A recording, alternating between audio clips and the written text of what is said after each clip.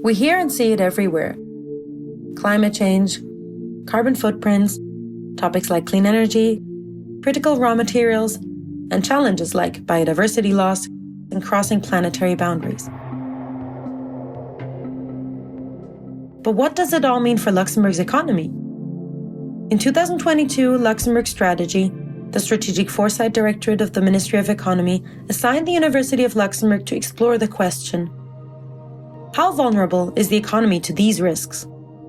We consulted scientific projections to create a risk matrix based on the probability of selected threats occurring and the severity of their potential impact and damage. In addition, we explored the perception of local stakeholders about these threats. We found that the average perception of participants differs from scientific projections in some cases. Unaffordable green electricity and scarcity of raw materials stood out as high risk, whereas most ecosystem-related threats were underrated. Underestimating some threats increases the overall risk because it reflects a potential lack of anticipatory and adaptive measures. For example, flash floods, a result of sudden heavy rainfall in restricted areas. They are expected to become more frequent events due to changes in the climate. The risk is increasing, and these floods can strike far from water bodies, leaving little time for precautions. Another example, fresh water, a resource vital for transportation, energy, manufacturing, food processing, and sustaining life.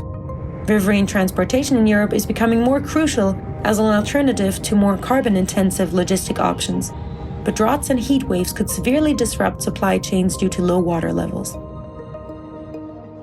Forest ecosystems are vulnerable to various factors like pollutants, diseases, fires, unsustainable forest management, droughts, and windstorms.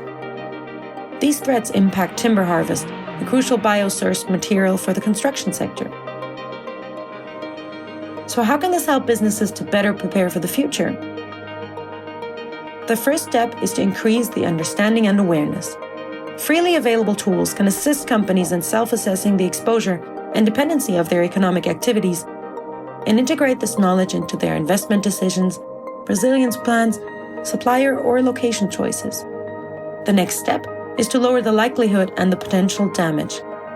To lower the likelihood of these threats, decreasing greenhouse gas emissions, nature conservation strategies, and internationally coordinated efforts for resource management are crucial. To minimize the potential impact, adaptation measures should be considered. Clean and affordable power systems relying on renewable energy sources can lower the impact from high energy cost, whereas increasing on-site vegetation and unsealing surfaces can lower the impact from flash floods. To make the economy less vulnerable, our challenge is to learn how to harness nature's contributions to the economy in a lasting, balanced, and clean way, without exceeding its limits and exposing ourselves at risk.